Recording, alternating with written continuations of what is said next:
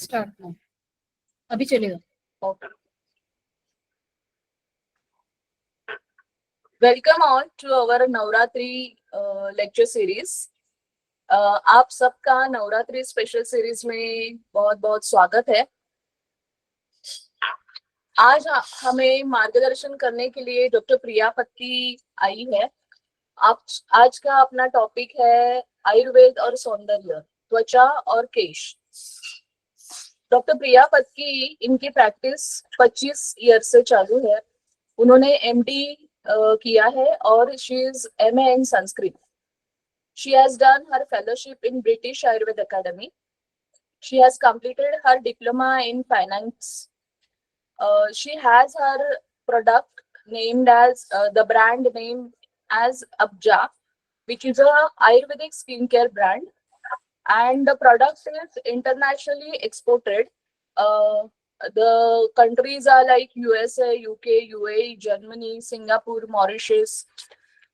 She has also done diploma in music therapy and has published various articles in medical journals. So we welcome Dr. Priya Patki to give her wisdom. Thank you very much. Thank you very much, Dr. Gauri, for such a wonderful introduction. So हम शुरू करते हैं। आज का 6वां यज्ञ चालू करते हैं और भगवान and first of all thank you everyone, organising committee also and the viewers also, कि इतनी बड़ी तादाद में आप हमें आ रहे हैं, तो आपकी ऊर्जा से हमें ऊर्जा मिलती है कि कुछ हम आपको नया दे। तो सर्वप्रथम भगवान धन्वंतरी और दुर्गा माँ को प्रणाम करते हुए हम इस सेशन की शुरुआत करते हैं। तो जैसे इस आज का विषय है आयुर्वेद, सौंदर्य। I am audible and visible because मैं आपको कुछ तरीके भी बताने जाने वाली हूँ, तो सही तरीके से आप देख रहे हो और सुन पा रहे हो ना? Okay, great. तो आयुर्वेद, सौंदर्य, स्पेसिफिकली हेयर एंड स्किन। या madam, you are not visible. Not visible? Not visible. No, no, she is visible. Distance. Okay. You are visible. Okay, ठीक है, ठीक। सो सौंदर्य के बारे में हम बोलने जा रहे हैं। सौंदर्य, Ayurveda, specifically hair and skin. तो जब हम बात करते हैं सौंदर्य की, तो सौंदर्य की अगर परिभाषा हम देखेंगे तो बोलते हैं कि क्वालिटीज विच अट्रैक्ट्स। सौंदर्य, ये भी हम पीपल के बारे में देखेंगे, क्योंकि नेचर में भी बहुत सारा सौंदर्य की चीजें होती है। तो पीपल के बारे में या तो व्यक्ति में सौंदर्य जब हम बात करते हैं तो उसका होता है कि जो भी क्वालिटीज दैट अट्रैक्ट्स या तो प्लीजेस एवरीवन, दैट इज सौंदर्य। मतलब किसी को मोह लेना, ये सौंदर्य है। अब जब हम मोह लेना कहते हैं तो आज अभी नवदुर्गा मतलब नवरात्रि चालू है, उसमें हम देखते हैं कि हमें नवरात्रि के अलग अलग देवियों के रूप दिखते हैं। जैसे कि गौरव वर्ण की गौरी है, वो हमें लुभाती है, काली माता लुभाती है, सब गहने और श्रृंगार से भरी हुई लक्ष्मी हमें मोह लेती है। वैसे ही लंका में बैठी हुई पार्वती भी हमें मोह लेती है। इतना ही नहीं, आप देखोगे कि not just the female beauty, लेकिन मेल में भी हमें सौंदर्य दिखाई देता है। जैसे कि आप भगवान श्री कृष्ण को देखिए, भगवान राम को देखिए, कामदेव मतलब जो मदन है वो तो सौंदर्य की मूर्ति कहलाते हैं। तो इसका मतलब है कि सौंदर्य किसी एक की जागीर नहीं है। It is not restricted to the external characters और देन व्हाट इट इज। किसी को मोह लेना ये क्या है? तो that is a combination of various things. जैसे कि first of all external things. External मतलब क्या? जैसे तुम्हारा स्किन है, तुम्हारा वर्ण है, तुम्हारे केश है, तुम्हारी बॉडी कैसे दिखाई देती है, तो अब कैसे, ये तो एक्सटर्नल हो गए। दूसरी एक है कि आपको बिहेवियरल पैटर्न, मतलब आप कैसे खड़े होते हो, आप किस तरह से हंसते हो, आप किस तरह से लोगों से बात करते हो, ये एक चीज हुई। और सबसे इंपॉर्टेंट चीज वो होती है जो हमारे अंदर से आती है, वो क्या है? कॉन्फिडेंस और authority with which you talk with the people. और वो अथॉरिटी कहाँ से आती है? हमारे नॉलेज से, हमारे इंटेलिजेंस से। दूसरा एक कैरेक्टर होता है एम्पैथी। एम्पैथी मतलब लोगों से हम किस सद्भावना से बात करते हैं। इन सभी का मिलाप होता है सौंदर्य। तो ये आप अच्छी तरह से जान लेना। जब हम सौंदर्य की व्याख्या देखते हैं तो आपको, अभी मैंने ये सब चीजें आपको बताई, तो आपको महसूस हुआ रहेगा कि सिर्फ एक्सटर्नल ब्यूटी ही इंपॉर्टेंट नहीं है, ये सब है। और ये सब हम एक्वायर कर सकते हैं, हम इस सब को पा सकते हैं। कैसे पा सकते हैं? जैसे हमको किसने बनाया है? परमेश्वर ने, जो परम शक्ति है, उसकी कलाकृति सुंदर ही होनी है। तो हमको जब पैदा किया था हम सुंदर ही है। जो भी किसी किसी चीज ने इन सब कैरेक्टर्स को एक्वायर करने में थोड़ी ज्यादा मेहनत लगाई, इसके लिए वो थोड़े ज्यादा सुंदर है, कोई कोई थोड़े कम सुंदर है, लेकिन वो लोग भी सुंदर हो सकते हैं। और आज हम यही देखना चाहते हैं कि हम कैसे सुंदर हो पाए। जैसे मैंने ये सब कैरेक्टर्स बताए, और आपको जान के बहुत सरप्राइज होंगे कि इस सबका वर्णन आयुर्वेद में आता है। हम, क्योंकि Ayurveda it's not just, it's a science of life में सब बीमारियां सिर्फ नहीं होती है ना, तो हमें आयुर्वेद जो होता है वो हमारे लाइफ के सभी इसमें हमें गाइड करता है। तो इस सब का वर्णन आयुर्वेद में आता है, लेकिन हम आज 30 मिनट में इतनी सब करना पॉसिबल नहीं है। तो आज हम सिर्फ स्किन और हेयर के बारे में देखेंगे। अगर आपकी इच्छा है तो डेफिनेटली हम और ज्यादा सेशंस लेंगे और इसके बारे में और बात करेंगे। तो पहले हम देखेंगे स्किन के बारे में। तो स्किन क्या है? ये एक ऊपर का अवयव है जो हमें अंदर के अवयव को प्रोटेक्ट करता है बाहरी स्ट्रेस से। ओके, सो ये सबसे ऊपरी आवरण है। मैं इसे कहती हूँ कि ये एक 2-वे मिरर है। आपको बहुत फास्ट नहीं हो रहा है ना, क्योंकि वो 30 मिनट्स के लिए मैं बहुत जल्दी जा रही हूँ। Is it okay for you? Okay, great. So ये बाहर का अवयव है, एक्सटर्नल अवयव है जो हमें प्रोटेक्ट करता है अंदर के और अवयवों से। मैं कहती हूँ ये 2-वे मिरर है। मिरर मतलब जो आपको प्रतिबिंब दिखाता है। 2-वे है मतलब क्या? बाहर तो आपको दिखेगा ही, जैसे बाहर कुछ जैसे आपको फोड़ी आती है, मुहासे आते हैं, एलर्जी आती है, पिगमेंटेशन होता है, वो बाहर दिखेगा। लेकिन अंदर, आपके अंदर जो भी खलबली मचती है ना, उसको भी आप स्किन के ऊपर ही दिखाते हो। मतलब क्या है कि जैसे आपको एनीमिया है, ब्लड कम हो रहा है, तो आपकी स्किन डल दिखेगी। जैसे थायराइड जैसी बीमारी है, उसमें आपकी स्किन ड्राई हो सकती है। आजकल पीसीओएस बहुत ज्यादा कॉमन हो रहा है, उसमें हम देखते हैं कि मुहासे निकल लेते हैं, बहुत हेयर ग्रोथ फेस के ऊपर या शरीर के ऊपर ज्यादा होती है। तो ऐसे पीलिया है जिसमें स्किन येलो पड़ जाती है। इतना ही नहीं, अगर हाँ हम एक दिन ज्यादा 4-5 दिन सोए नहीं तो भी हम आंखें के नीचे काले घेरे आने लगते हैं।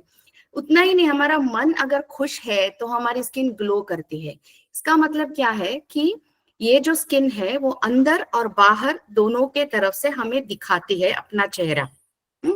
तो अगर हम बोलेंगे ये 2-वे मिरर है और हम चाहते हैं कि अपनी स्किन हमेशा सुंदर दिखे, तो हमें क्या करना चाहिए? इसको अंदर और बाहर दोनों से साफ सुथरा और मेंटेन रखना चाहिए। वही चीज मैं आपको बोलने जा रही हूँ। पहली है, तो हम बहुत बार आपने सुना रहेगा, आप ब्यूटिशियन के पास जाते हो या किसी यूट्यूब पे पढ़ जाते हो, सब जगह ये बोलते हैं क्या रूटीन है स्किन ठीक करने के लिए? CTM क्या है? Cleansing, toning, moisturiser. ये सबको पता है, लेकिन ये CTM सिर्फ बाहर करके मतलब नहीं है, उसको अंदर और बाहर दोनों के तरफ कैसे करेंगे वो आप जानेंगे। पहला है इंटरनल क्लींजिंग। अभी आज अगर आप रेगुलर हो तो बहुत हमारे लेक्चर्स में बहुत सारे इसके बारे में बोला गया है कि क्लेंजिंग मतलब जो आजकल टॉपिक है डिटॉक्स। ये बहुत बड़ा शब्द हम बोलते हैं डिटॉक्स।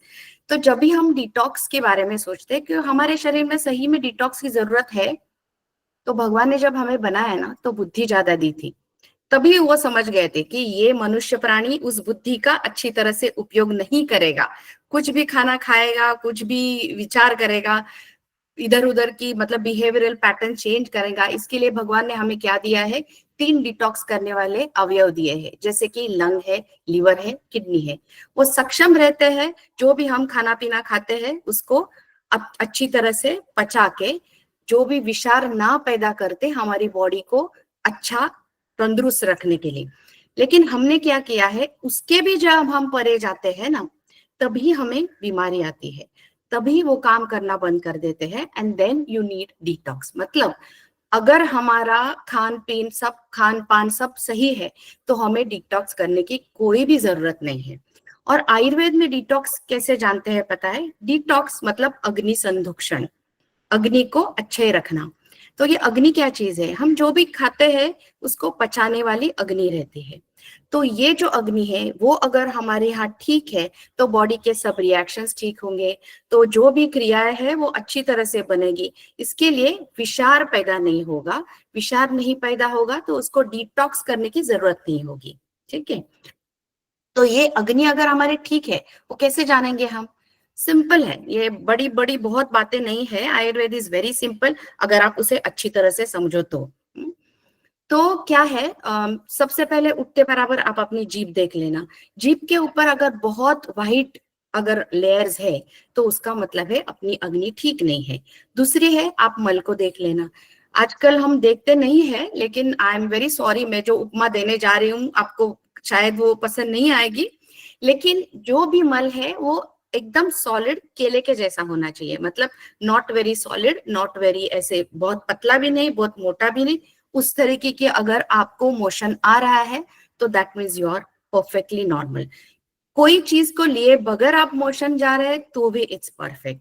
आपको अगर टाइम से भूख लगती है, आपको नींद अच्छी आती है और अब सब काम तंदुरुस्ती से कर सकते हो तो डेफिनेटली आपकी अग्नि ठीक है, आपको कुछ करने की जरूरत नहीं है।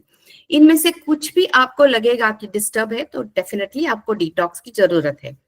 तो ये डिटॉक्स, जैसे हमने बोला कि अग्नि को ठीक रखना है, अग्नि का संरक्षण करना है, तो अग्नि का ईंधन होता है फूड। उसको अगर आप पर्याप्त मात्रा में देंगे तो अग्नि ठीक ही रहेगी। तो मतलब इसके बारे में ज्यादा नहीं बोलूंगी, सिर्फ 3 चीजें बोलूंगी। आपको हितकर खाना है, मित मतलब कम खाना है, काल से खाना है और विषम आसन नहीं करना है। मित मतलब जैसे नियति मैम ने भी बोला है कि 3 भाग करो अपने स्टमक के, आधा सॉलिड, 1/3 सॉलिड, 1/3 लिक्विड, 1/3 ऐसे ही छोड़ दो, भर पेट के खाना नहीं है। हितकर मतलब जो अपने प्रकृति के लिए हितकर है वही खाना खाओ। काल भोजी मतलब कैसा है कि काल से, जो ऋतु में जो खाना चाहिए वही, और टाइम से भी, मतलब जैसे आप 1 बजे उठे 1 बजे वेफर खा लिए, ऐसे कुछ भी खाना नहीं है। अगर आप इसको फॉलो करेंगे तो आपको डिटॉक्स की जरूरत नहीं होगी और आपकी स्किन अंदर से, मतलब अगर आपका अग्नि संदूषित है, अच्छा है, तो आपकी स्किन बाहर से ग्लो करेगी। इतने तक समझ में आ गया? अभी हम अंदर की बात करते हैं। अंदर से, अंदर की हो गया, अभी बाहर से उसको क्लीन कैसे करते हैं वो हम देखेंगे। बाहर से क्लीन करने के 3 तरीके होते हैं। एक है, वो तो आप पहले तो क्लींजिंग की क्यों जरूरत है, बाहर से क्लीन क्यों करना है? तो हमारे जो पोर्स होते हैं ना, वो पोर्स में जो भी मतलब उसमें अगर हम धूल में जाते हैं, मिट्टी अटक जाती है तो पोर ब्लॉक हो जाते हैं। अगर वो पोर ब्लॉक्स हो गए तो, और उसमें अगर बैक्टीरियल इन्फेक्शन होता है तो मुहासे जैसे हमें शिकायत हो सकती है। और एक है कि अगर हमारे स्किन में पसीना अगर ऐसे ही रहता है तो हमें फंगल इन्फेक्शन होने की जरूरत होती है। तो इसके लिए हमें स्किन को अच्छी तरह से साफ रखना है। साफ रखना है मतलब उसको धोना है। अभी आप किससे धोते हो? साबुन से धोते हैं, है ना?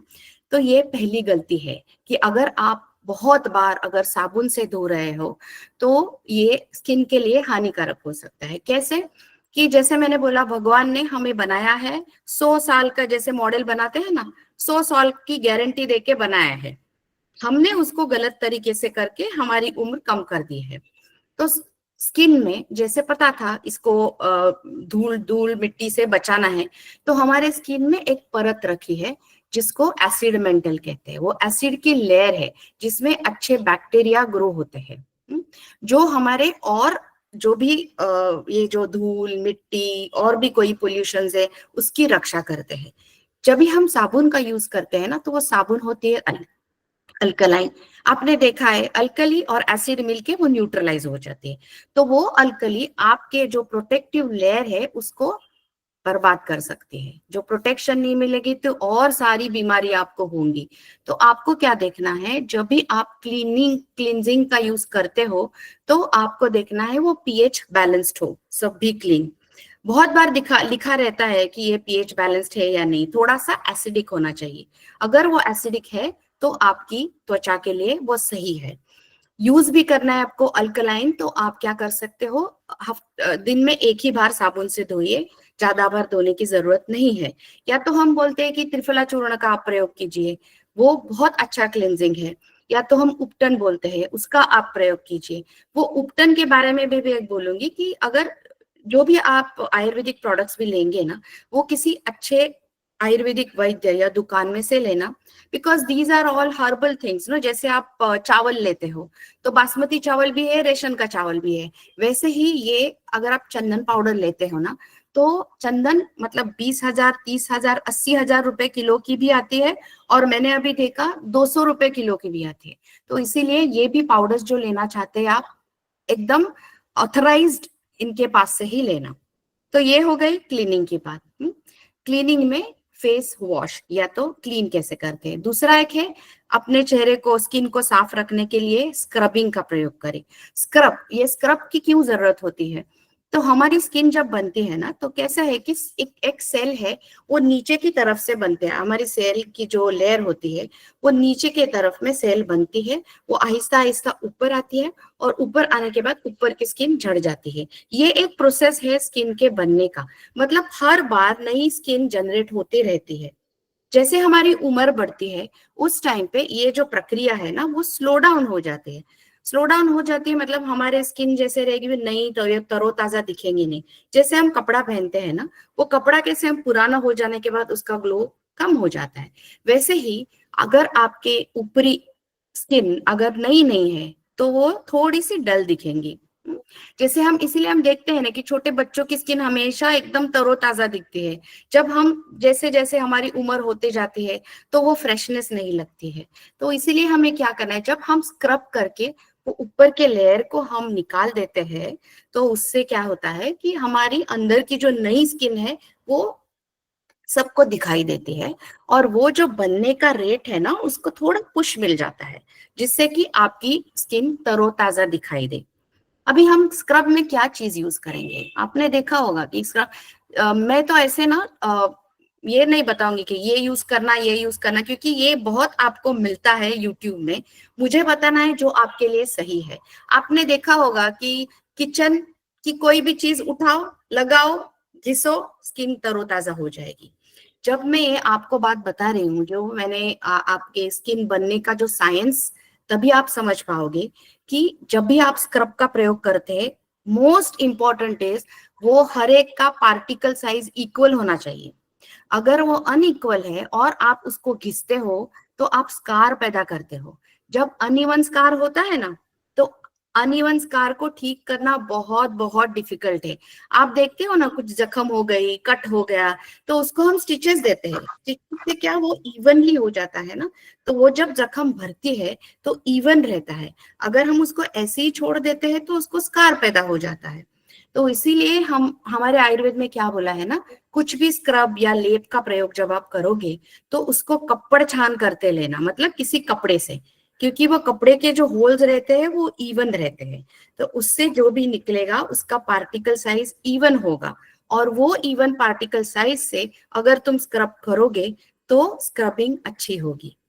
दूसरी एक बात जाननी है, जब आप स्क्रब करते हो तो इसका भी पीएच देखना जरूरी है। जैसे मैंने बोला, अपना स्किन का पीएच बिटवीन 4.5 6.5, ऐसे वो भी अपने प्रकृति के ऊपर थोड़ा अलग अलग हो सकता है।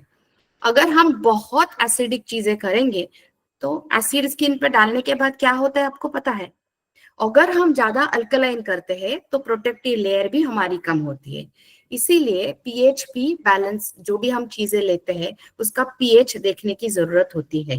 अभी मैं बोलूंगी इतनी बड़ी बड़ी बातें कैसे समझेंगे। तो अपने किचन में जो दही और दूध है ना, वो बैलेंस्ड है, पीएच बैलेंस्ड है, उसमें एसिडिक अच्छा है, वो क्लीन भी अच्छे तरह से करता है। स्क्रबिंग में भी अच्छी तरह से, उसमें आप अगर त्रिफला चूर्ण डालोगे और उससे अगर आप स्क्रब करोगे तो वो काफी अच्छा आपको रिजल्ट देगा। अभी ये जो पार्ट जो मैंने बोला ना पीएच का और इसके बारे में, जब कॉस्मेटिक मेरे अब्जा के लिए जब बना रही थी, उस टाइम पे ना ऐसे होता है कि कोई भी आप क्रीम या स्क्रब बनाते हो ना, तो उसको टेस्ट करना होता है पीएच। और ऐसे है ना कि अगर वो पीएच ज्यादा है, मतलब अगर वो अल्कलाइन हो तो उसको एसिडिक करना पड़ता है, एसिडिक है तो उसको स्किन पीएच से मैच करना पड़ता है। मैं जब टेस्ट कर रही थी तो आयुर्वेद में जो भी वर्णन किए हुए द्रव्य है वो सभी ऑलरेडी पीएच बैलेंस्ड है। मतलब आप आयुर्वेद के जो भी स्किन के बारे में जो अच्छा बोलते हैं, जैसे चंदन है, अनंतमूल है, मंजिष्ठा है, उसका पीएच ऑलरेडी बैलेंस्ड है। मतलब आपको कुछ करने की जरूरत नहीं है, सिर्फ आप चाहिए तो अपना प्रकृति को देख के, अपने डॉक्टर से मिलके आपके स्किन के लिए जो सही है वो आपको चुनना है, दही और दूध में मिला के उसको लगाना है। स्क्रब कितनी बार करना है? हफ्ते में 1 या 2 बार, उससे ज्यादा स्क्रब करने की जरूरत नहीं है। जैसे मैंने बोला, टू मच आप करोगे तो आप स्कार पैदा करोगे, आपकी स्किन और खराब होगी। जो भी भगवान ने दिया है उसको बस हमें पुश करना है, उतना ही। ठीक है, ये हो गए स्क्रब के बारे में। थर्ड चीज क्लींजिंग में आती है, वो है लेप लगाना। अभी लेप और स्क्रबिंग में क्या फर्क है? लेप में जो पार्टिकल्स रहते हैं ना, वो एकदम फाइन रहते हैं, तो एकदम नरम रहते हैं, जिससे कि स्कारिंग कम होगी। उसमें क्या होगा कि लेप में जो भी औषधि है वो अंदर तक जाती है और अंदर तक वो परिणाम करती है। क्योंकि हमें जो कलर दिखता है ना, वो पिगमेंट्स होते हैं ना, वो स्किन के लेयर के थोड़े अंदर रहते हैं, तो वो अंदर तक जाना चाहिए। जैसे मैंने बोला, स्किन तो एक प्रोटेक्टिव लेयर है, भगवान ने उसको बनाया है अंदर कुछ नहीं जाने के लिए। तो ऐसी क्या चीज है जो हम लगाते हैं अंदर जाने के लिए, उसको हम बोलते हैं ट्रांसडर्मल ड्रग डिलीवरी। मतलब क्या कि अंदर जाने की जो प्रक्रिया है ना, वो जल्दी करने के लिए क्या क्या करना है? अगेन, पार्टिकल साइज कम होना है, एसिडिक होना चाहिए, और कुछ कुछ द्रव्य ऐसे हैं जिनमें स्वभावतः प्रॉपर्टी होती है कि वो अंदर तक जाए। जैसे कि चंदन है, मंजिष्ठा है, अनंतमूल है, ज्येष्ठमध है, ये सभी औषधियां रहती है जिसमें ये सब प्रॉपर्टीज है। इसका लेप आपको कैसे करना है? जब आप लेप प्रयोग करते हैं ना, तो वो एकदम से थिन लगाना है आपको, बहुत ज्यादा नहीं, अगर आप गर्मी के सीजन में है। थोड़े ठंडी में आप थोड़ा मोटा भी लेप कर सकते हो। कभी भी लेप को रात भर रखना नहीं है, उसको धो के ही सोना है आपको, रात भर लेप रखना ही नहीं है। ये दो बातों का आपको ध्यान देना है। लेप शायद आप ऑल्टरनेट डे लगा सकते हैं, लेकिन मैं कहूंगी हफ्ते में 1 या 2 बार वो भी काफी है लेप लगाने के लिए। तो ये बात हो गई क्लिनजिंग के बारे में। अब हम जानेंगे टोनिंग के बारे में। टोनिंग या तो टोनर्स जैसे होते हैं, स्किन बाहर का जो स्किन टोन होता है ना, वो होता है कलर, लेकिन मैं आपको बोलूंगी अंदर से स्किन टोन कैसे करते हैं। मतलब टोनिंग की जरूरत क्यों होती है? जैसे उम्र जैसे होती है ना, वैसे हमारा लचीलापन कम होते जाता है। वो लचीलापन कम हो गया तो क्या होता है? झुर्रियां दिखाई देने लगती है। तो उसको ठीक करने के लिए हमें क्या करना है? सिंपल टेक्निक जो आयुर्वेद में बताया है वो है जो मसल, अंदर के मसल टोन को ठीक करने के लिए, जिसको हम कवल और गंडुश कहते हैं।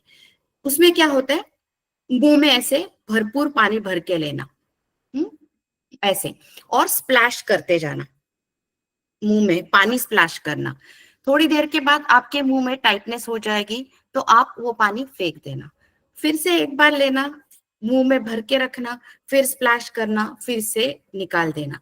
ऐसे आप, वैसे आयुर्वेद में ये तेल से करते हैं, काढ़े से करते हैं, लेकिन फॉर अ सिंपल थिंग मैं बोलती हूँ कि आप ऑयल से कीजिए।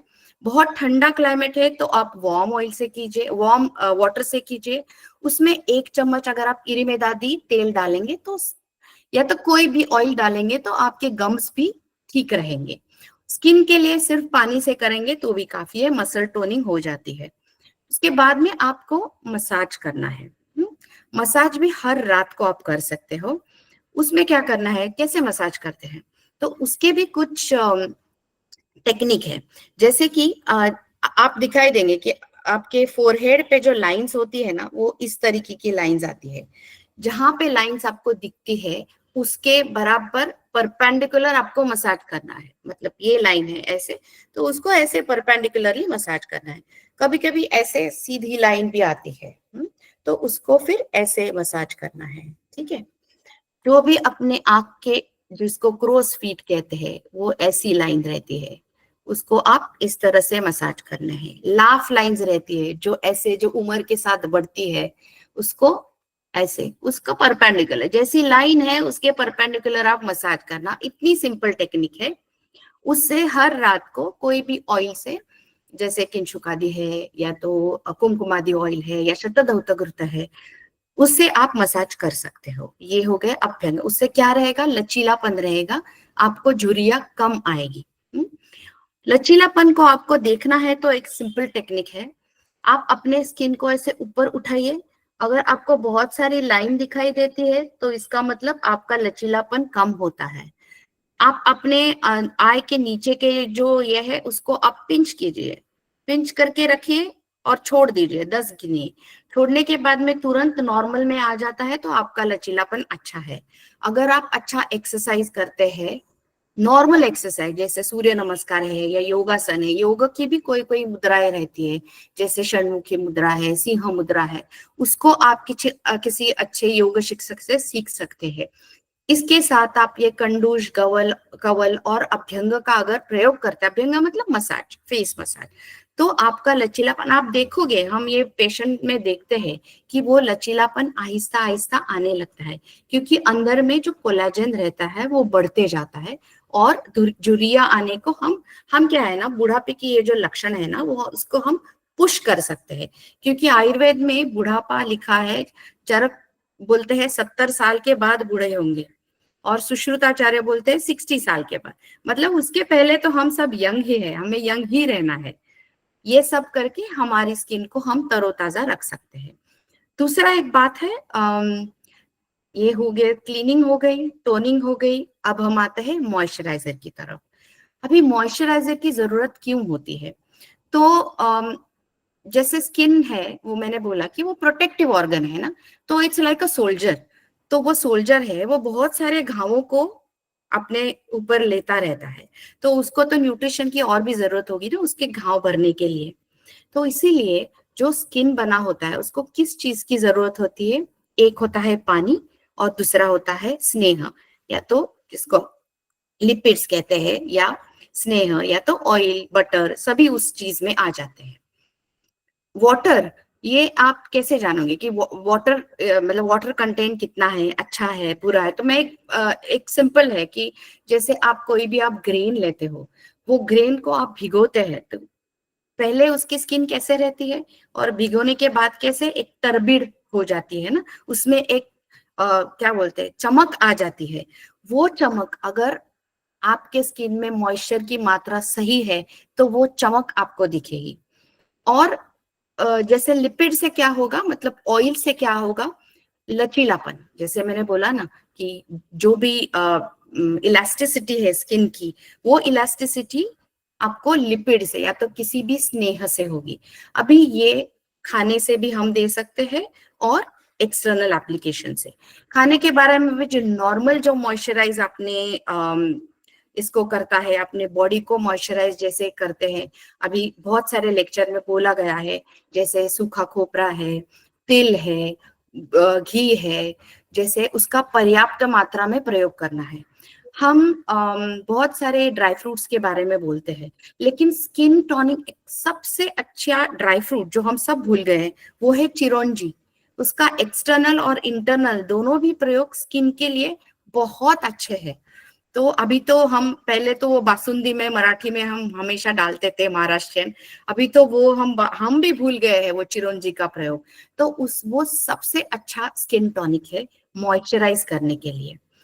अभी एक्सटर्नल मॉइस्चराइजर की हम अगर बात करेंगे तो स्किन की जो, जैसे मैंने बोला कि skin is a protective, it's a barrier, you know, so it won't allow everything to go inside. तो इसके कुछ चैनल्स रहते हैं, जो दरवाजे रहते हैं, वो किसी एक चीज के लिए खुलते हैं। हम बोलते हैं ना, खुल जा सिम सिम, एक कोड कर दिया तभी वो अंदर जाएंगे। तो कोई कोई दरवाजे ऐसे रहते हैं जो पानी के लिए खुलते हैं, कोई कोई दरवाजे ऐसे रहते हैं वो ऑयल के लिए खुलते हैं। तो हमें देखना है कि ऑयल और पानी का सही बैलेंस जिसमें होगा उसको क्या बोलते हैं, इमल्शंस। वो इमल्शंस का प्रयोग अगर हम करेंगे तो दोनों भी चीजें अपने स्किन को अच्छी मिलेगी। वो इमल्शंस क्या है पता है? सबसे इंपॉर्टेंट इमल्शन दूध, जिसमें ऑयल और पानी का बहुत सही मात्रा में प्रयोग होता है, मतलब इसके अंदर ऑलरेडी है। तो इसीलिए हम बोलते हैं ना कि दूध, किसी भी स्किन के रेमेडी में दूध मिलाया जाता है, क्योंकि जब भी आप ये इमल्शन ऐड करते हो, दूध ऐड करते हो, तो सही तरीके से वो सब दरवाजे खुलते हैं और अंदर जाता है। Actually I am telling you this in a very मतलब समझ सके इसके लिए मैं सब आपको ये बोल रही हूँ। मेरे साथ में जो भी डॉक्टर्स है उनको शायद लगेगा ये बहुत ही मतलब नॉन साइंटिफिक लग सकता है, लेकिन आपको समझ आना चाहिए, इसीलिए मैं आपको बहुत सिंपल तरीके से समझा रही हूँ। I hope you understand this. तो ये हो गई मॉइस्चराइजर के बारे में। You have to choose a very good moisturiser. क्यों मॉइस्चराइजर? क्योंकि अपने ये सोल्जर को हमें ताकत देनी है। तो मिल्क, और एक बात, मिल्क में क्या होता है? Lactic acid. वो लैक्टिक एसिड आपके स्किन को ग्लो देने में मदद करता है। हम बहुत बार सुनते हैं कि दूध में शक्कर मिला के करते हैं। शक्कर is also a very good thing because उसमें होता है ग्लाइकोलिक एसिड। तो ये नेचुरल ग्लाइकोलिक एसिड जो हम देखते हैं, जो भी ट्रीटमेंट्स होते हैं, जैसे केमिकली प्रिपेयर्ड लैक्टिक एसिड और ग्लाइकोलिक एसिड से ये पीलिंग करते हैं, उससे अच्छा अगर आप ये हमेशा करोगे तो आपको सही तरीके से आपकी स्किन अच्छी रहेगी, क्लीन रहेगी, टोन रहेगी और मॉइस्चराइज रहेगी। ये बात हुई स्किन के बारे में। तो हमने अभी देखा कि स्किन को कैसे क्लीन करते हैं, कैसे टोन करते हैं, कैसे मॉइस्चराइज करते हैं। क्विकली, क्योंकि शायद हम आ गए 10 मिनट्स में आपको हेयर के बारे में बोलूंगी, क्योंकि that's also a very big topic, और बस 10 मिनट में मैं समझाना चाहूंगी। तो जब हम हेयर के बारे में बात करते हैं तो मोस्टली जो हेयर फॉल, और आजकल बहुत जल्दी पकते हैं सबके बाल, तो इसका कारण क्या होता है? तो हेयर के ना 4 स्टेजेस रहते हैं, जिसको हम बोलते हैं एनाजन, कैटोजन, टैलोजन और एक्सोजन, जिसमें कि हेयर ग्रो होता है, फिर थोड़ा सा उसके फॉलिकल सिकुड़ जाते हैं, फिर वो वही स्टेज में रहता है और वो गिरता है। हमारा क्या है, हमारे शास्त्र में भी लिखते हैं कि जो भी चीज पैदा होती है ना उसको जाना ही है। तो जो भी हेयर है हमारे शरीर में वो तो गिरने ही वाला है। जब उसकी संख्या 50 या 100 से दिन में होती है तभी there is something concern about it. तो मोस्टली जब भी हमारे हेयर फॉल होते हैं ना, तो मोस्टली हमारे इंटरनल कुछ भी प्रॉब्लम होते उसके कारण हेयर फॉल होते हैं। सो पहली बात यह है कि अगर हमें महसूस हो रहा है कि हेयर फॉल ज्यादा हो रहा है, तो पहले जानना है हमारा विटामिन D3 ठीक है, हमारा हीमोग्लोबिन ठीक है, हमारा हमें कुछ और तकलीफ नहीं है, जैसे कि PCOD है, जैसे कि थायराइड है। कभी कभी हार्मोनल इम्बैलेंस के कारण भी हमारी हेयर फॉल होती है। तो इन सब को पहले आपको जानना है। कभी कभी ऐसे है ना कि हम देखते हैं कि प्रेगनेंसी के बाद, डिलीवरी में बहुत ज्यादा बाल, डिलीवरी के बाद बहुत ज्यादा बाल झड़ते हैं। उसका कारण क्या है? थ्रू आउट द प्रेगनेंसी ये जो स्टार स्टेजेस बोले हैं ना, वो गिरने के स्टेजेस होती नहीं है प्रेगनेंसी में, ऐसे ही ठहर जाते हैं। तो जो भी बाल ठहर रहे हैं वो प्रेगनेंसी या डिलीवरी के बाद तो गिरेंगे ही, तो उसका आप टेंशन नहीं लेना। सिर्फ उसकी मात्रा अगर ज्यादा है और आपका ग्रोथ रेट अगर कम है तो फिर आपके बाल कम दिखेंगे। इट्स नेचुरल ना, अगर इन और आउट इसका बैलेंस सही होना चाहिए। तो अगर ये सभी सही है, अगर D3 ठीक है, हीमोग्लोबिन ठीक है और सब ठीक है, फिर भी आपके बाल अगर झड़ रहे हैं तो आप क्या करेंगे?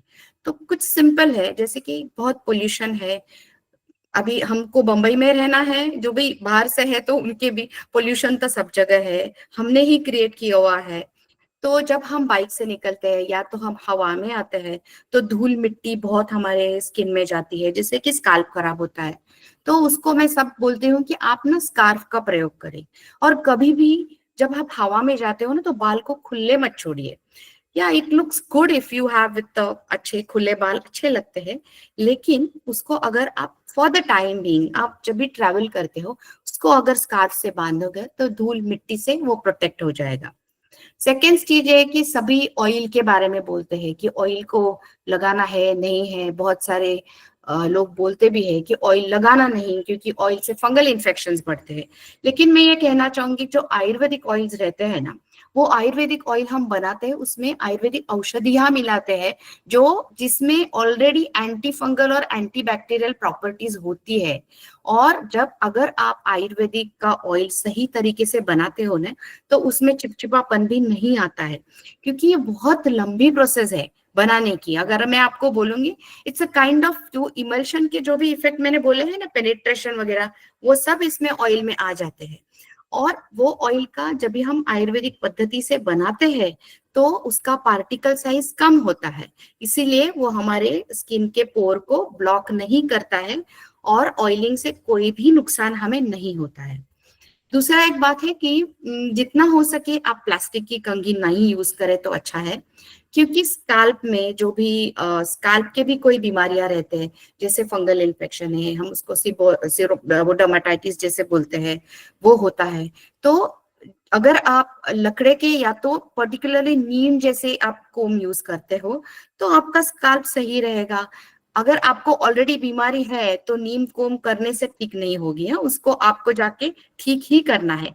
लेकिन अगर आप प्रिवेंशन चाहते हो तो जितना हो सके आप नीम कोम का प्रयोग करें या तो लकड़ी के कोम का, क्योंकि प्लास्टिक कोम से क्या होता है, आपने स्कूल में सब ये किया रहेगा ना, वो कंघी घिस के वो जो कागज के टुकड़े उसको कैच करते हैं, क्योंकि इसमें स्टैटिक इलेक्ट्रिसिटी जनरेट होती है। स्टैटिक इलेक्ट्रिसिटी से क्या होता है, जो हमारे ऐसे बाल ऐसे होते हैं, मतलब क्लीन बैठते नहीं है। तो अगर आप मुलायम बाल चाहते हैं तो आप लकड़ी का प्रयोग करेंगे तो स्टैटिक इलेक्ट्रिसिटी नहीं जनरेट होगी, जिससे कि हमारे बाल अच्छे रहेंगे, मैनेजेबल रहेंगे। तो आई थिंक मैं यहीं पे रुकती हूँ, जैसे आपको, क्योंकि इट्स ऑलरेडी 40, क्योंकि आपको कोई क्वेश्चन आंसर्स अगर पूछने हैं तो आप पूछ सकते हैं। Thank you very much for patiently listening to us, thanks a lot. और अभी आप क्वेश्चंस पूछ सकते हैं। Dr. Gauri, before we start the Q&A session, I would request all the participants, आप प्लीज खुद से अनम्यूट तुरंत मत कीजिए, हम आपका नाम लेंगे, आप हैंड्स अप करिए, हम आपको देंगे मौका अनम्यूट करके बोलने का। एक साथ में सब प्लीज अनम्यूट करके मत पूछिएगा। बाकी जो भी Q&A है वो अभी चैट बॉक्स से ले लेते हैं।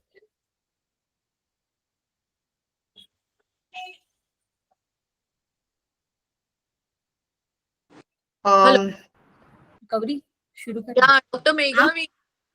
Dr. Meghavi. Hello. Hello. Yes, Gauri ji. Can you start question?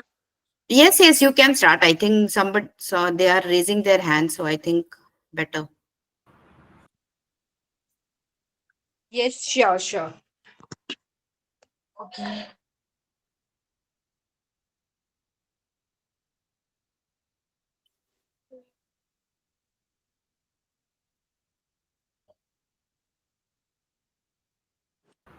Hello. Hmm? Dr. Meghavi. Yeah, actually, Okay. you just give me I'll one ask the minute. first question till doctor finds it. Yeah. So doctor, the first प्रश्न जो है वो है dandruff क्यों और कैसे होता है और उसकी रेमेडी क्या है? सो जैसे मैंने बोला, डैंड्रफ दो तरीके से होता है। एक तो उसको जैसे हम बोलते हैं फंगल इन्फेक्शन रहता है, उसकी वजह से होता है। अगर आपका स्काल्प बहुत ड्राई है तो वो ड्राई डैंड्रफ होता है। अगर आपकी ऑयल से भी ऑयली डैंड्रफ भी हो सकता है। हमारे आयुर्वेद में हम बोलते हैं कि ज्यादातर वो वात और कफ रहता है, उसकी वजह से होता है। कभी कभी इन्फ्लेमेशन भी रहता है, उसकी वजह से भी डैंड्रफ होता है। उसमें पित्त की मात्रा ज्यादा होती है। तो मतलब जैसे हम बोले कि मोस्टली इट्स फंगल इन्फेक्शन से होता है। और जैसे आप जो रीजन है ना, कि बहुत बार मैंने देखा है कि आप अगर स्नान करके आते हो और ऐसे ही गिल्ले बाल रखते हो तो उसमें डैंड्रफ होने की चांसेस ज्यादा रहते हैं, क्योंकि फंगल इन्फेक्शन के चांसेस बढ़ते हैं। ओके। सेकंड क्वेश्चन है, पूनम जी ने पूछा है मिल्क जो हम लगाते हैं वो बॉईल करके यूज करना है और वो काउज मिल्क यूज करना है या बफेलो मिल्क, कौन सा यूज करना है? कोई भी मिल्क चलेगा। हमको पाश्चराइज्ड मिल्क मिलता है, जैसे हम ऐसे ही गाय के, मतलब जैसे हम धारोष्ण दूध बोलते हैं वैसे तो मिलने वाला है नहीं। डेयरी का दूध मिलेगा, वो भी पाश्चराइज करते हैं ना, तो ऑलरेडी उसको कूल करके बॉईल करके किया है। तो कोई भी आप यूज करेंगे तो that's okay, not a problem. तीसरा प्रश्न है, is the usage of toners that is available in the market advisable? सी जो टोनर्स मतलब लोकल एप्लीकेशन के लिए आप बोल रहे हो, तो डेफिनेटली आपकी स्किन को देख के आप टोनर यूज कर सकते हो। मैंने जैसे बोला कि गुलाब जल it's a very good toner, तो आप उसका भी प्रयोग करेंगे तो भी दैट्स इनफ।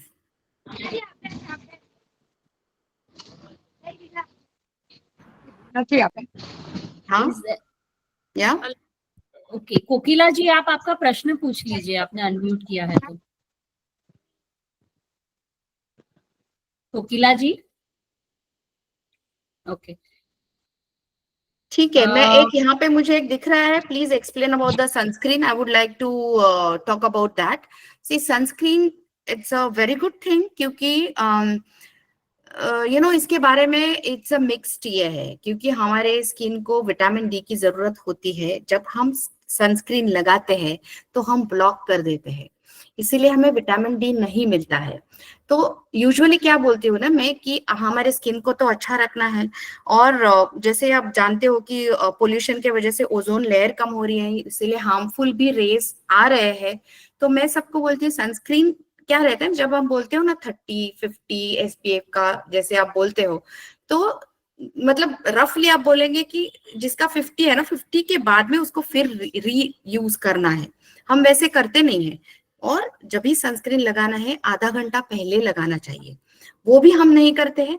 जल्दी से लगाया और चले गए, तो उसका कितना सनस्क्रीन का इफेक्ट है वो हम जानेंगे नहीं। अगर आप सही सनस्क्रीन का मतलब रिजल्ट चाहते हो, तो बाहर जाने से पहले आधे घंटे उसको लगाना है, और उसको रीयूज भी करना है।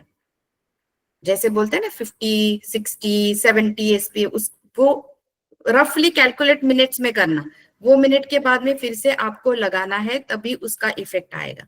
तो यूजुअली मैं कहती हूँ कि इंस्पाइट दैट आप लगाते हो, तो जब बाहर जाते हो ना उस टाइम पे आप मैकेनिकल बैरियर जिसको बोलते हैं, जैसे कि स्कार्फ से आप कवर कर लेना, आप सन मतलब सन ग्लासेस, अम्ब्रेला का प्रयोग करना, हैट का प्रयोग करना, उसके साथ में ये भी आप कर सकते हो। ओके, दूसरा प्रश्न है, is there any side effect of body waxing? Also should I scrub if I have pimples? See जैसे मैंने बोला, अगर आपको पिंपल है, जो मैंने चीजें बताई है अभी, that is just to maintain. अगर आपको पिंपल है तो मैं इट्स माय एडवाइस कि आप जाके डॉक्टर से सलाह लीजिए, अपने नजदीक की कोई भी आयुर्वेदिक डॉक्टर है या तो, क्योंकि क्या है ना, अगर आप स्क्रब करोगे ना, ऑलरेडी एक्ने है तो उसमें बैक्टीरियल इन्फेक्शन है, आप उसको स्क्रब करेंगे, आपके सब जगह फैल जाएगा और इन्फेक्शन ज्यादा बढ़ेगा। तो आप पहले तो इंटरनल भी उसकी ट्रीटमेंट होती है ना, एक्ने की कभी भी ट्रीटमेंट बाहर से करके नहीं होगी, एक्सटर्नल और इंटरनल दोनों उसको करना है। ओके, और side effect of body waxing? Side effect as such तो कुछ नहीं है, लेकिन अगर आपकी पित्त की प्रकृति है ना, तो आप उसको खींच के धार के करेंगे तो रेडनेस आ सकती है, फिर आपको एलर्जीज आ सकती है। और एक है कि मतलब वो जो यूज करते हैं ना, वो डिस्पोजेबल रहेगा तो ठीक है। जैसे हम ब्यूटी पार्लर में जाते हैं, वही वही यूज होता है, so that is not very hygienic. अगर आप सेपरेट ये करते हैं, अच्छे सलोन में जाते हैं, तो और आपकी अगर पित्त की प्रकृति नहीं है तो आप वैक्सीन कर सकते हो। ओके, बुढ़ापे में भी बाल झड़ते हैं क्या? ऑफ कोर्स झड़ते हैं ना, बुढ़ापे में ही झड़ते हैं। जैसे मैंने बोला, हार्मोन इम्बैलेंस होता है, और बुढ़ापे में जैसे क्या होता है ना, यूस्ट्रोजन औरतों में कम होते जाता है, फैट का ये कम होते जाता है, फिर ग्रोथ रेट, ओवरऑल ही ग्रोथ रेट कम होता है, तो हेयर का भी ग्रोथ रेट कम होते जाता है।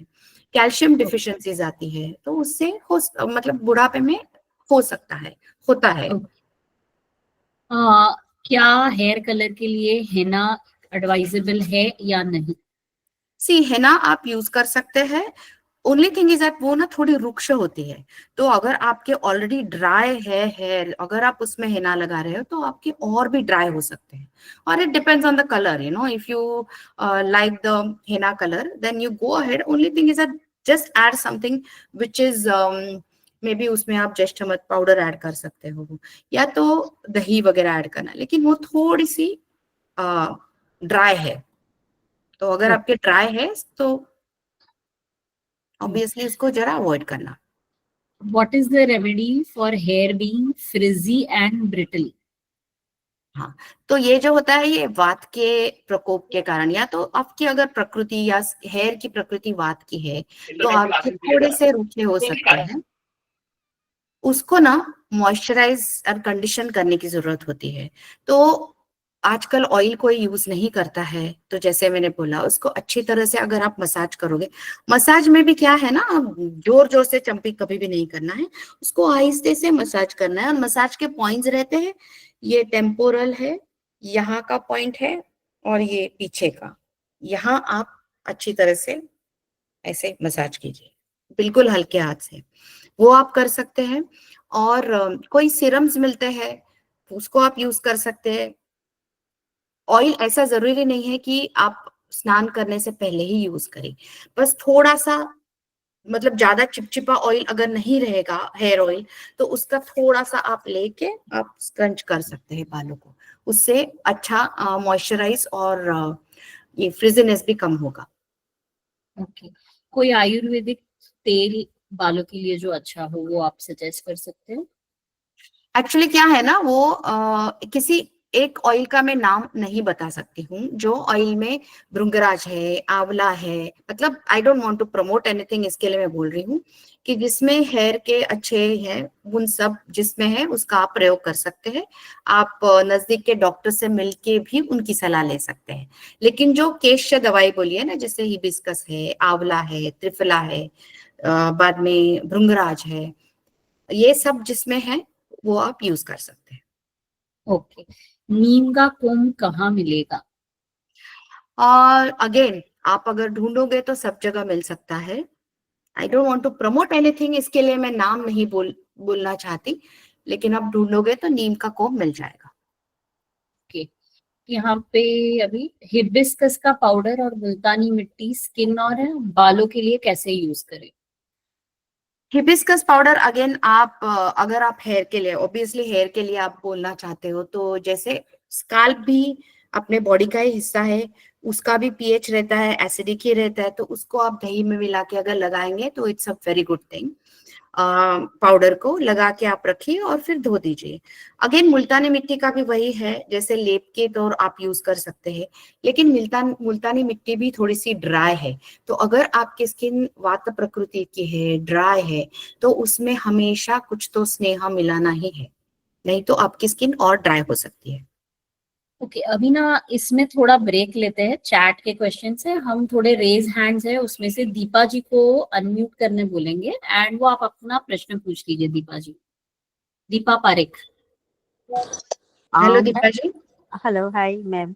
Ma'am hi. बहुत अच्छी आपने इंफॉर्मेशन दी, रियली नाइस। अच्छा, आप मुझे ये बताएं, कलर नहीं करना है तो उसके बदले कुछ आयुर्वेदिक आप मुझे कुछ जैसे रेमेडी। हीना है, पर आपने जैसे हीना बोला इंडिगो, ना, वृक्ष है वो। इंडिगो पाउडर्स है, वही बोलती हूँ, हीना और इंडिगो पाउडर्स, उसमें अगर आप ज्येष्ठमध और वो डाल के यूज करते हैं तो उसका, लेकिन मैं ये और त्रिफला चूर्ण है, अगर उसको ना आप लोखंड के किसी भी पात्र में रात भर रखेंगे तो पूरा काला हो जाता है, फिर उसको आप लगाएंगे और धो देंगे, मतलब उसका डाई के जैसा इफेक्ट नहीं है। हाँ, उसको हाँ, अगर आप पहले से यूज करते हैं तो आगे जाके आहिस्ता आहिस्ता आपके बाल पकना कम हो जाएंगे, जो पकने की जो प्रक्रिया है ना, आगे के बाल कम पकेंगे, ओके ऐसे मैम। कोई भी। हाँ, तो ये आप कर सकते हो।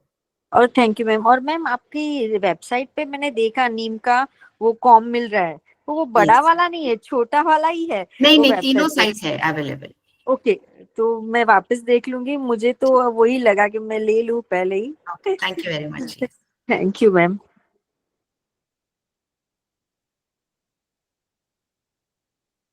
मंजरी Pathak, you can unmute yourself and ask your question.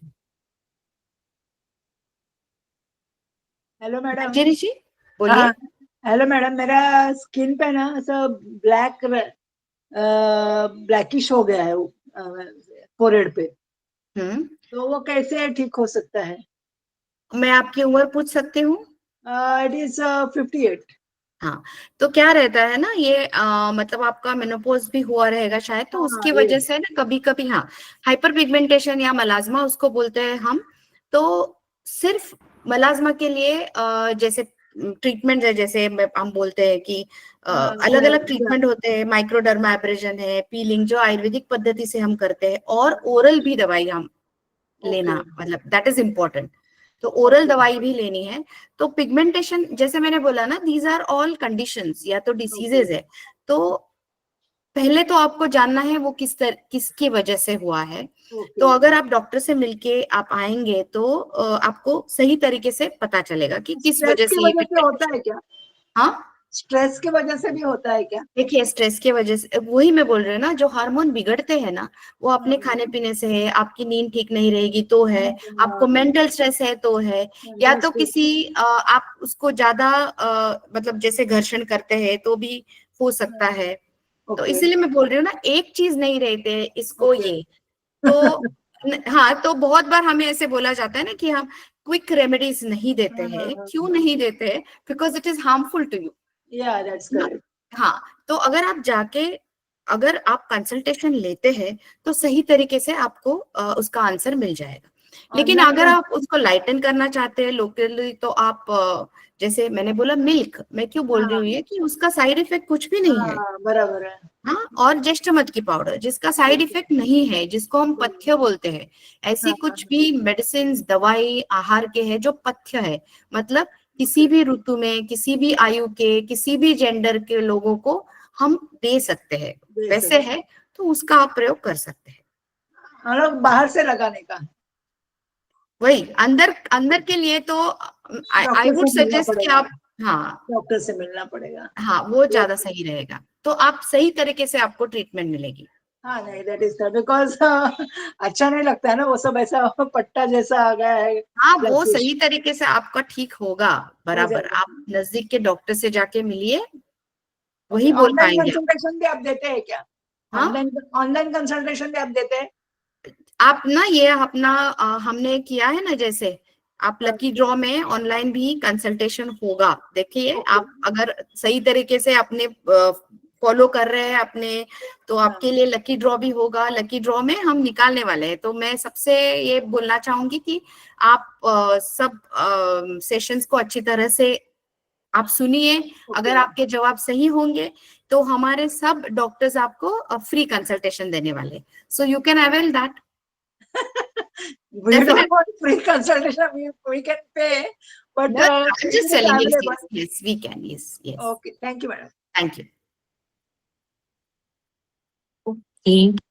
बाकी चैट में जितने भी क्वेश्चंस थे वो रिपीटेटिव थे, जैसे मुल्तानी मिट्टी, हिबिस्कस का यूज, प्रीमेच्योर ग्रे का यूज, प्रीमेच्योर ग्रेइंग में क्या यूज करना है। वैसे एक नियति मैम का क्वेश्चन है, क्या हेयर फॉल में नस्य से उपयोग कर सकता है क्या? डेफिनेटली होगा। हमने बहुत बार ऐसे देखा है कि सिर्फ पंचेंद्रिय जैसे पंचगव्य है, उसका बहुत अच्छा रिजल्ट है।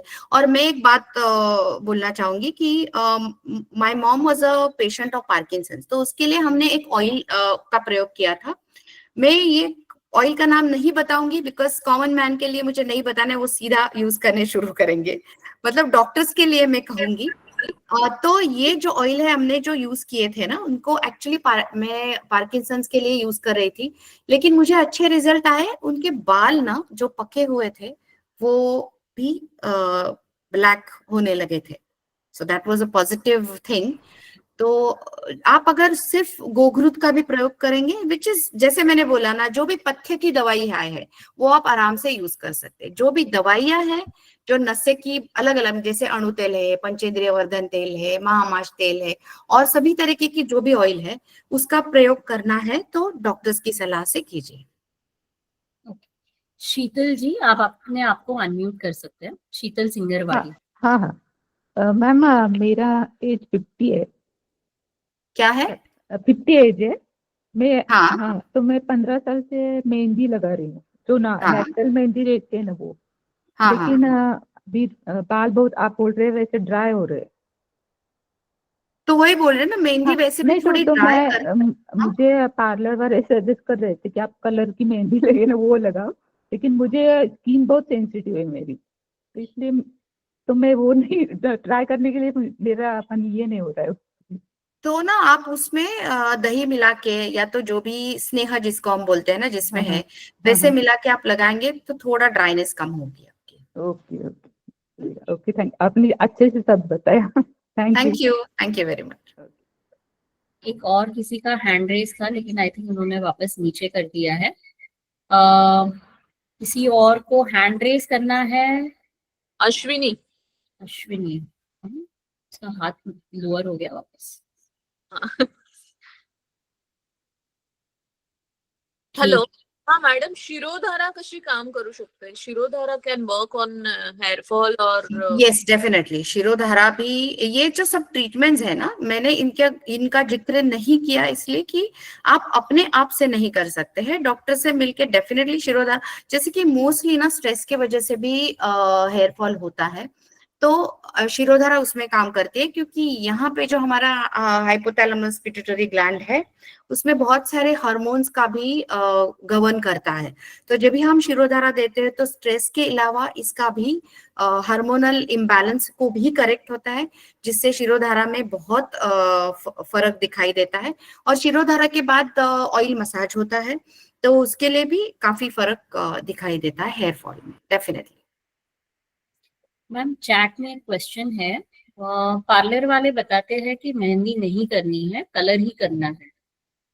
एक्चुअली क्या है ना, इट्स जैसे मैंने बोला ना, मेहंदी से डेफिनेटली थोड़े ब्रिटल बाल होंगे, ड्राई होंगे, इसके लिए वो बोलते हैं।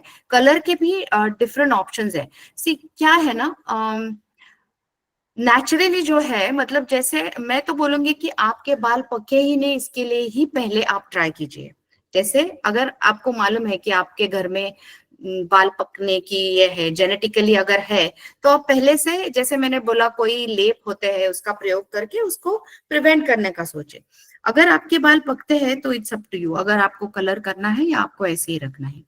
कलर में डेफिनेटली बहुत सारे केमिकल्स होते हैं, मैं ये बात कहना चाहूंगी, क्योंकि बहुत बार ऐसे मुझे बोला गया है कि जैसे आपके इसमें कुछ हेयर कलर कीजिए, but it is very difficult. लेकिन we are working on it कि ऐसे कुछ कलर लाने वाले दवाइयां है, जो अभी उसका बहुत रिसर्च हो रहा है, तो उसका अगर आप प्रयोग करेंगे तो सही है, क्योंकि हेयर कलर भी अलग अलग तरीके के रहते हैं, जिससे ऑब्वियसली उसमें केमिकल्स है, जैसे उसके साइड इफेक्ट है कुछ, तो जैसे कोई कम साइड इफेक्ट वाले होते हैं, उसका आप प्रयोग कर सकते हैं।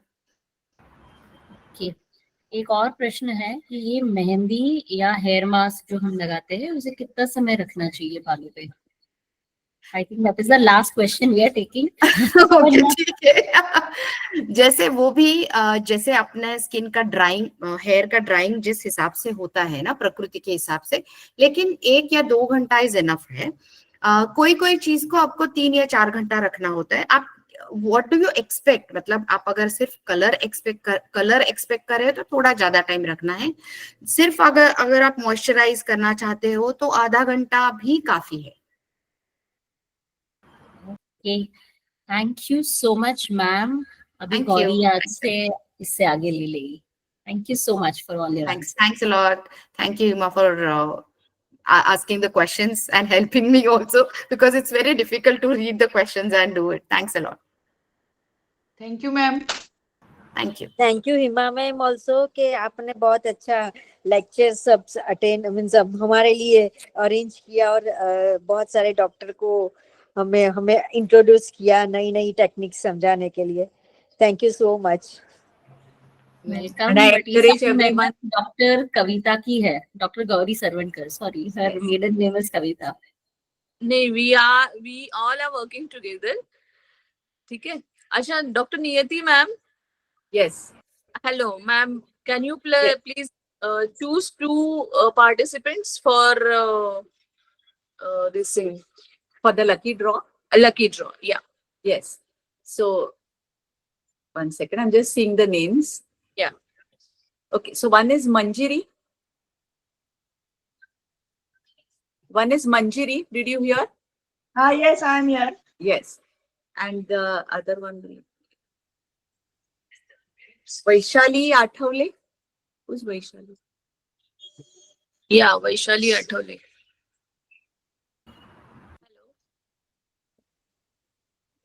Hello Gauri, Hello. Yeah. उनको ये हाँ। एक्सप्लेन किया है कि ये लकी ड्रॉ किसके लिए है और उनको क्या मिलने वाला है इसमें? वो इसमें क्या है, लकी ड्रॉ हम लोग 2 लोग चूज करेंगे, they can connect with 2 doctors, 2 doctors से उनको कंसल्ट करने की अपॉर्चुनिटी मिलेगी, ऐसा है. So they can convey message to their concerned doctors so that we can provide them online consultation. Okay, And it is only for those who are live watching the Yeah. program. Those who are right. हाँ, madam, conclude. Yes. Hello. Hello. Hello, हाँ, नियति madam. Hello. Hello. नियति madam. Hello. Madam शायद offline हो गए हैं. गौरी, आप conclude कर दो. हाँ, अच्छा, आज का सेशन सौंदर्य के बारे में मैडम ने बहुत कुछ जानकारी दी है, कैसे क्लीनिंग करना है, हेयर्स को कैसे आपको संभालना है, and what are the process and which are the drugs to be used for hairs and skin. So thank you doctor Priya madam for thank such you a very much. and thank you all participants for participating in this in this lecture series. Thank you so much. So कल हम आएंगे दूसरे lecture 7वें lecture के साथ. Doctor Aparna Kulkarni will guide you regarding menstruation and its hygiene. So कल जुड़े रहे Navratri special व्याख्यानमाला में. Thank you so much. Thank you. Thank you, everyone.